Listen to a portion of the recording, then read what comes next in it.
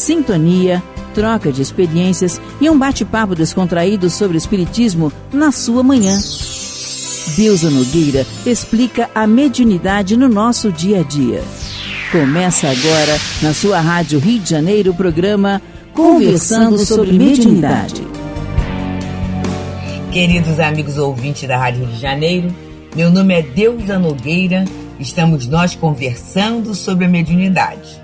Voltando agora à nossa obra Desobsessão, de André Luiz, através dos médiuns Francisco Cândido Xavier e Valdo Vieira, e hoje estamos no capítulo 37, intitulado Esclarecimento.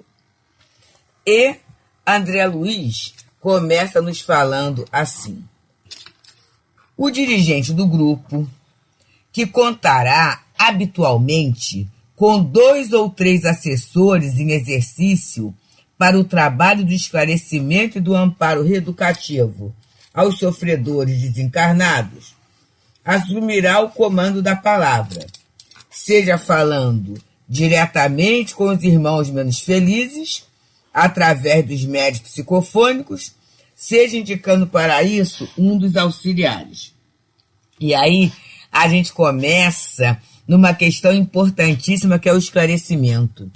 Em que consiste o esclarecimento? O esclarecimento é esse entendimento do funcionamento das coisas. A gente precisa entender como é o processo, como é que se desenrolam as coisas na nossa vida, meus amigos. Quanta situação de dificuldade pela falta do entendimento, pela falta do esclarecimento. Ainda há pouco mesmo conversávamos com uma amiga, em termos de trabalho. E olha só, 2 pessoas numa tarefa não estavam se entendendo. Sabe por quê? Porque uma entendia que o trabalho era de um jeito e recebeu até um roteiro de um jeito. E a outra entendia o trabalho de outro. E a partir daquele momento em que foi possível conversar com as 2 pessoas, houve um esclarecimento da situação, houve um entendimento. Uma das pessoas queria até abandonar a tarefa em função da falta de entendimento, voltou atrás. Quer dizer, graças ao esclarecimento, a paz se fez sentir. E aí a gente pode pensar nos diferentes aspectos da nossa vida. Por que é, meus amigos, que se procura terapia? Para se ter um esclarecimento acerca daquela situação que estamos vivenciando.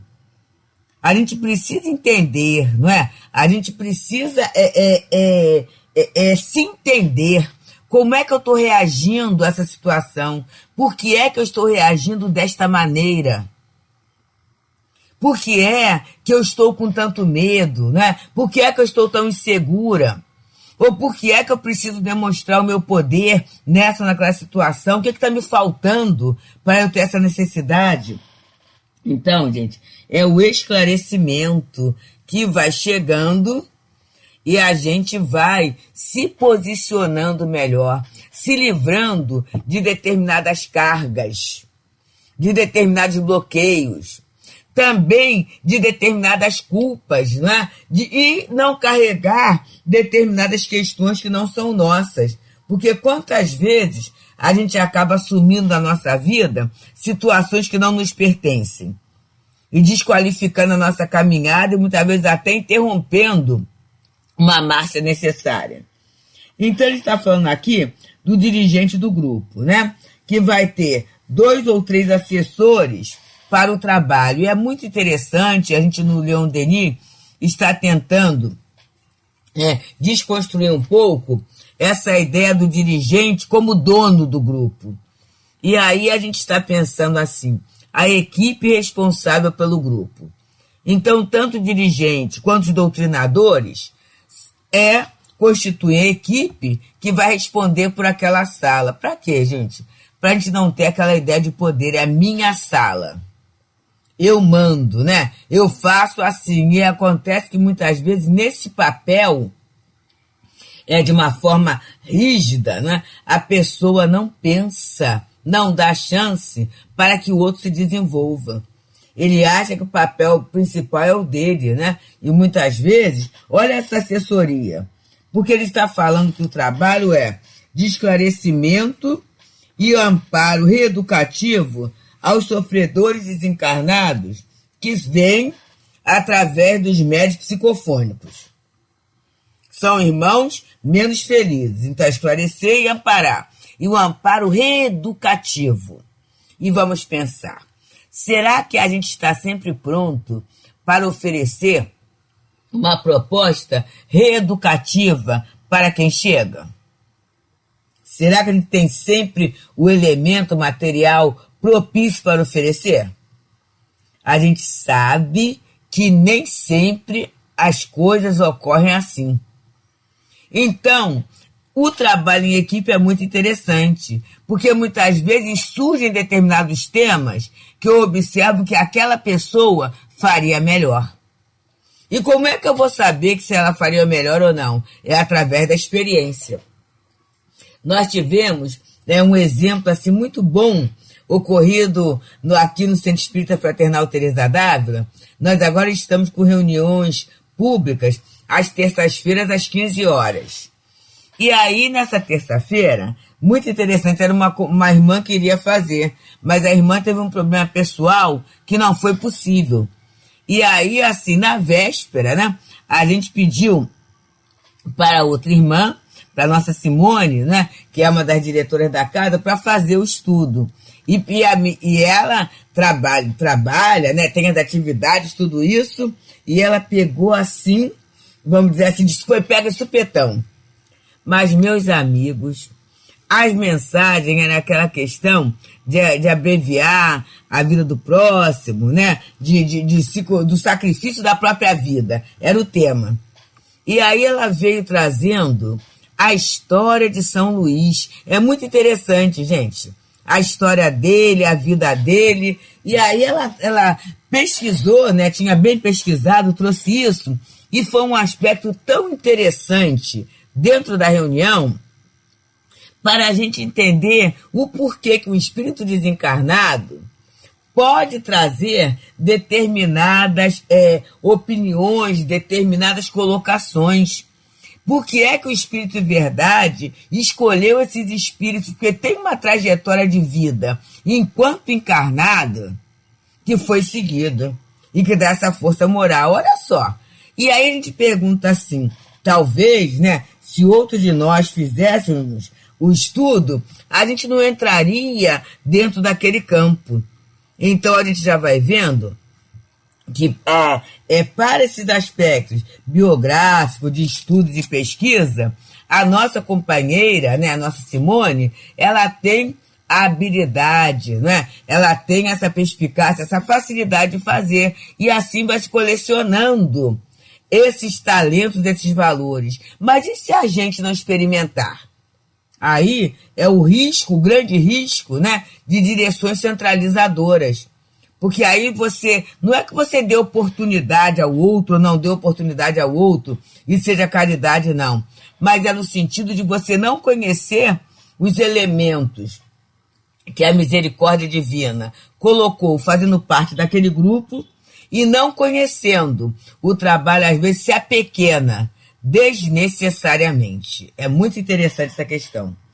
Então, ele pode fazer esse trabalho de esclarecimento, de amparo educativo, né? O próprio dirigente, ou então ele vai indicar alguém para fazer.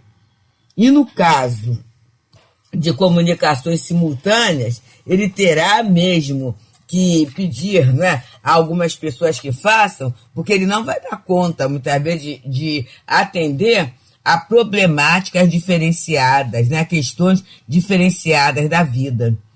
E aí André Luiz continua. A conversação será vazada em termos claros e lógicos, mas na base da edificação, sem qualquer toque de impaciência ou desapreço ao comunicante. E aqui é um outro ponto interessante, gente. Sem nenhum toque de impaciência ou desapreço ao comunicante, porque a gente, às vezes, se sente melhor que o outro.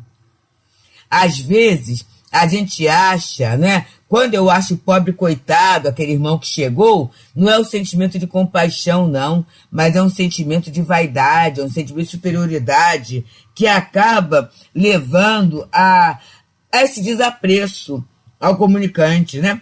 E muitas vezes a dor ela é repetitiva. As expressões são repetitivas. E aí eu fico muito impaciente com aquela repetição, né? Eu fico querendo que aquela sessão acabe logo. Tipo assim, eu não já expliquei? Você não quer saber?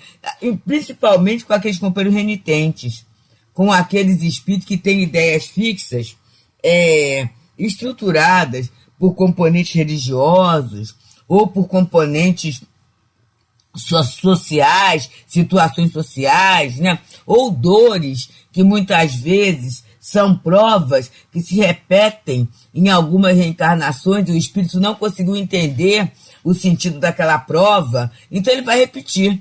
Ele vai falar muitas vezes, ele não vai aceitar. Às vezes a dor é tão grande que o seu campo de compreensão fica obnubilado, fica fechado o campo de compreensão. E aí aquilo que está muito claro, muitas vezes, para quem está falando, não tem a mesma clareza para aquele que está ouvindo. Porque ele está naquela ideia fixa, ele está naquele círculo de dor, de incompreensão, de sofrimento. Então ele diz, né, que a conversação, e ele fala conversação, ele não usa a palavra doutrinação, não, a conversação deve ser vazada em termos claros e lógicos, mas na base da edificação. Porque muitas vezes eu posso ter a clareza e a lógica, mas na base da destruição, né? Sem qualquer toque de impaciência ou desapreço ao comunicante. Mesmo que haja motivos de indução ao azedume ou à hilaridade. Mesmo que seja engraçado, né? Mesmo que haja mágoa, tudo isso, né? Mas jamais a gente tem o direito de colocar o outro numa situação ridícula. O nosso momento deve ser de respeito, né? O nosso movimento deve ser de respeito. Porque Jesus nos respeita. No momento que ele traz a Boa Nova, e a gente fez, ao longo dos séculos, essa grande confusão, a gente vê que os benfeitores espirituais, os amigos de Jesus, eles não se cansam de repetir as lições tantas vezes quanto se fizerem necessárias para o nosso entendimento, para a nossa edificação. Então, gente, isso está sendo muito bom para todos nós. A regra é fazer ao outro aquilo que nós queremos que isso seja feito. Já que nós somos usufrutuários dessa misericórdia toda, estendamos, ou entendamos, ou exercitemos esta misericórdia junto aos irmãos que chegam para o atendimento espiritual. E é por isso, amigos, que estamos aqui, pelas ondas amoráveis da Rádio Rio de Janeiro, nesse programa, nesse espaço em que estamos conversando sobre a mediunidade, nesse momento estudando a obra Desobsessão de André Luiz, 15ª obra, e que fala sobre aspectos bem práticos do trato mediúnico, né, da chamada assistência espiritual, o atendimento espiritual. E estamos no capítulo 37, intitulado Esclarecimento, em que ele vai falando dessa conversação, que pode ser feita pelo diretor ou por alguém que ele indique, né? Mas sempre numa base de clareza e de lógica, mas respeitosa. E continua André Luiz nos falando.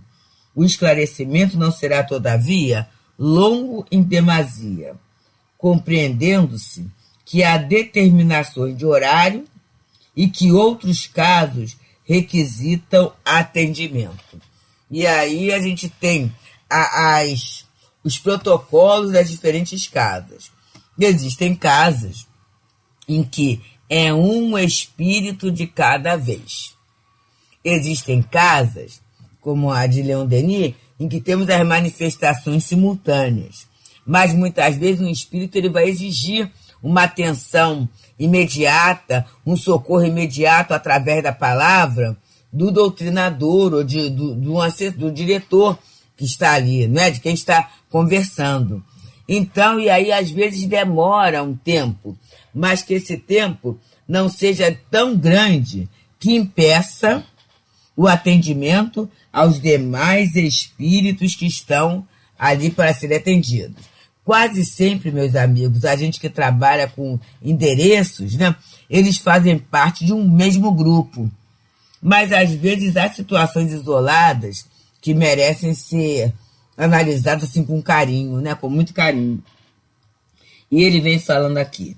A palestra reeducativa, ressalvadas as situações excepcionais, não perdurará, assim, além de 10 minutos. E ele dá um tempinho aqui muito interessante, né? Não perdura por quê? O trato com a dor é desgastante. Então, muitas vezes, o próprio médium, se ele for assim em estado a manter aquela comunicação, aquele diálogo durante um tempo muito longo, muito intenso, causará também um certo desgaste, né? E 10 minutos bem aproveitados, olha, com clareza e com lógica e com respeito, valerão muito mais, né, do que se a gente gastar 1 hora, mas numa discussão, numa fala antifraterna, né, numa situação desrespeitosa, ou até numa fala empolada, num vocabulário muito empolado, ou com ideias muito tumultuadas, que o espírito não poderá aproveitar para a sua. E qual é a condição dele? É esclarecimento e amparo reeducativo. Olha só, gente. Amparo reeducativo.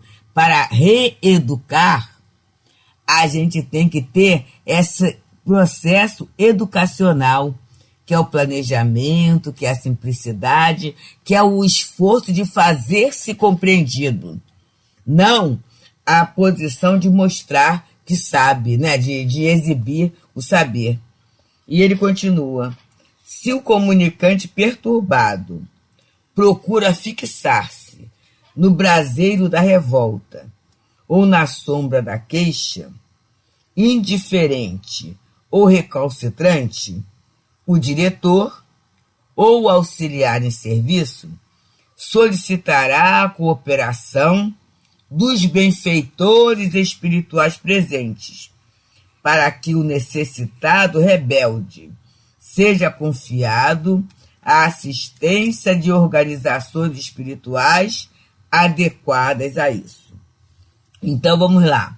Se o espírito aparece revoltado, queixoso, indiferente ou recalcitrante, e tudo isso após aquela conversa amorosa, fraterna, clara, objetiva, com princípios educativos, e aí o diretor ou do dialogador percebe que não está conseguindo, é a hora em que ele vai pedir, né, mentalmente ou verbalmente a intervenção desses benfeitores espirituais responsáveis pela reunião, para que ele seja confiado, né, a assistência precisa, as organizações espirituais precisas, e muitas vezes até dentro da própria casa espírita, há uma disciplina espiritual em que os espíritos, após o atendimento,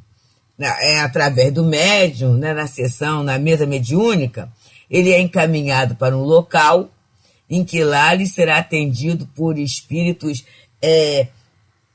mais capazes, né, de entender essa problemática humana, essa questão da queixa, da revolta, da indiferença, né? Na verdade, meus queridos, com um amor maior do que o nosso, né? Por isso eles são os diretores, são os mentores da casa.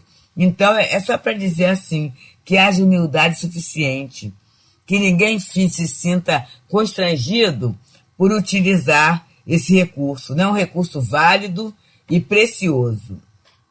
E aí ele fala, nesse caso, a hipnose benéfica será utilizada a fim de que o magnetismo balsamizante acerene o companheiro perturbado, amparando-se-lhe o afastamento da cela mediúnica, à maneira do enfermo desesperado da terra, a quem se administra a dose calmante, para que se ponha mais facilmente sob o tratamento preciso. Então, que hipnose é essa, né? São aquelas sugestões edificante, reeducativa, para que o espírito consiga se afastar do médium, para que ele consiga serenar um tanto aquela vibração de revolta, de queixa, de indiferença, de azedume, né? E isso poderá ser feito através da fala, claro que sim, mas poderá ser feito também através do trabalho do passe, né? Através do trabalho do passe. Muitas vezes a mão, não precisa tocar no médium, mas a mão na região frontal, né? Meditando, evocando esses espíritos queridos da casa, essa possibilidade de melhoria, essa necessidade de apaziguamento, avivando a esperança de uma melhoria do quadro, vai ser muito bom, né? É um trabalho de hipnose e é interessante que esse tipo de vibração, por ser contrária à vibração que o espírito traz, muitas vezes pode levá-lo até a adormecer. Em outras situações, ele começa até a ver algum quadro ou ver alguém e começa a se desinteressar daquela discussão que está ocorrendo no momento na sala, para se interessar, sim, por uma outra proposta que é oferecida por esses benfeitores espirituais. Por isso, meus amigos, é que em qualquer tarefa, né, mas principalmente na tarefa mediúnica, a gente não pode contar com a nossa grande competência ou com a nossa grande experiência na tarefa. Vamos pensar, a tarefa é espiritual. A tarefa é coordenada, é orientada, é promovida por esses benfeitores espirituais. E aí, o nosso papel é ser um instrumento, né? Mas um instrumento dócil, um instrumento, assim, feliz por estar participando da tarefa, né? E confiante que vai poder contar com a ajuda deles sempre que for necessário. Então, é assim, é um treinamento, é um exercício, é uma forma que os nossos pensamentos, nossos sentimentos, nossos conhecimentos são mobilizados, e isso é uma experiência para o espírito fantástica, eu digo para o espírito encarnado, mas sem esquecer que na tarefa mediúnica, no intercâmbio, é desencarnado com encarnado, e a gente jamais poderá abrir mão disso sem prejuízo no bom resultado do trabalho, né?